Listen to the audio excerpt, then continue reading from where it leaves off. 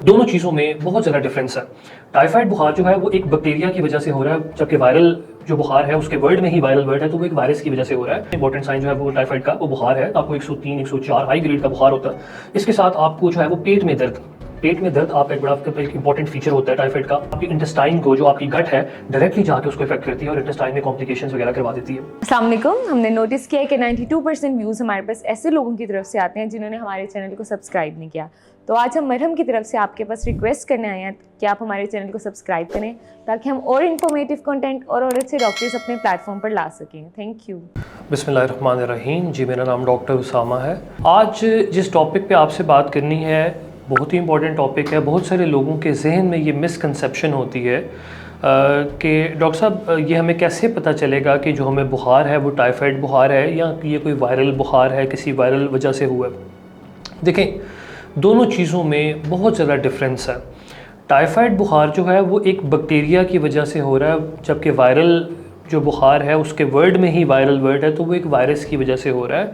अब चूंकि बहुत सारे वायरल इन्फेक्शंस और टाइफाइड बुखार की जो पैटर्न है वो मैच करते हैं, तो लोग उसको वो कंफ्यूज कर जाते हैं कि शायद ये टाइफाइड बुखार है। सबसे पहले आपको टाइफाइड बुखार के बारे में बता देते हैं कि उसके साइन सिम्टम्स क्या होंगे, उसका ट्रीटमेंट क्या होगा, उसका डायग्नोसिस कैसे होगा। साइन सिम्टम्स की बात की जाए तो बुखार सबसे इंपॉर्टेंट साइन जो है वो टाइफाइड का वो बुखार है। आपको 103 104 हाई ग्रेड का बुखार होता है। इसके साथ आपको जो है वो पेट में दर्द आपका एक बड़ा एक इम्पॉर्टेंट फीचर होता है टाइफाइड का। वॉमिटिंग जो है, उल्टियाँ, वो साथ साथ पेशेंट जो है वो एक्सपीरियंस करता है। अल्टर्ड बाउल मूवमेंट्स होती हैं, ठीक है, जिसमें कभी कॉन्स्टिपेशन भी हो सकता है, कभी उसको डायरिया, लूज स्टूल भी हो सकते हैं। फिर अगर यही थोड़ा सा कॉम्प्लिकेट हो तो कुछ रैश जो है वो आपके एब्डोमेन, पेट पे डेवलप कर जाते हैं, ठीक है। इसी के साथ साथ आपने ये चीज़ भी देखनी है कि टाइफाइड जो बुखार है इसको डायग्नोज करने के लिए हमारे पास क्या टूल्स अवेलेबल हैं। तो सबसे पहले हम ब्लड के टेस्ट करते हैं, जिनको ब्लड कल्चर्स कहते हैं, और इसमें फिर वीक्स के अकॉर्डिंग होता है। अगर टाइफाइड बुखार 1 हफ्ते का है तो हम ब्लड कल्चर करेंगे। अगर 2 हफ्ते का है तो फिर हम जो है वो उसका एक टाइटर होता है वो चेक करेंगे। अगर वो 3 हफ्ते का बुखार है तो फिर हम पहाने का, स्टूल का एक कल्चर जो है वो टेस्ट करेंगे। और अगर वो 4थे हफ्ते में पहुंच गए तो फिर हम उसका यूरिन का टेस्ट करेंगे। फिर इसके डिफरेंट कॉम्प्लिकेशंस हैं, जिसमें ये आपकी इंटेस्टाइन को, जो आपकी गट है, डायरेक्टली जाके उसको इफेक्ट करती है और इंटेस्टाइन में कॉम्प्लिकेशंस वगैरह करवा देती है। यहाँ पे लोग एक सवाल ये भी पूछते हैं कि क्या टाइफाइड बुखार में हम लोग सेल्फ़ मेडिकेशन भी कर सकते हैं? तो बिल्कुल आपको सेल्फ़ मेडिकेशन नहीं करनी चाहिए।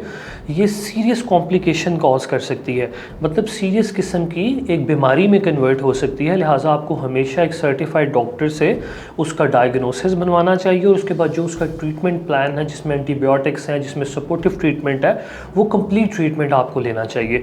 तो कभी भी आपको खुद जो मेडिकेशन है वो नहीं करनी चाहिए।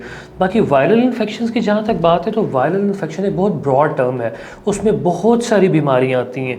और वायरल इन्फेक्शंस में हमेशा कोई ना कोई एलिमेंट ऐसा भी होगा कि वो कंटेजियस एलिमेंट पाया जा रहा होगा, जो एक से दूसरे में, दूसरे से तीसरे में ट्रांसमिशन उसकी होगी। बाकी अगर टाइफाइड की बात करें तो वो कंटेमिनेटेड वाटर से, फिर उसके बाद इन्फेक्टेड जो है वो फीसिस वगैरह, अगर ये किसी ईडेबल आइटम्स पे लग जाते हैं, आप गलियों से, ये रेडियों से अगर कुछ खाते हैं तो उससे ये हो सकता है। तो this is all about typhoid and viral infections. अगर आपको इसके मुतालिक और डिटेल्ड इन्फॉर्मेशन जानना आप चाहते हैं तो आप मरहम पे दिए हुए लिंक से मेरे से रब्ता कर सकते हैं।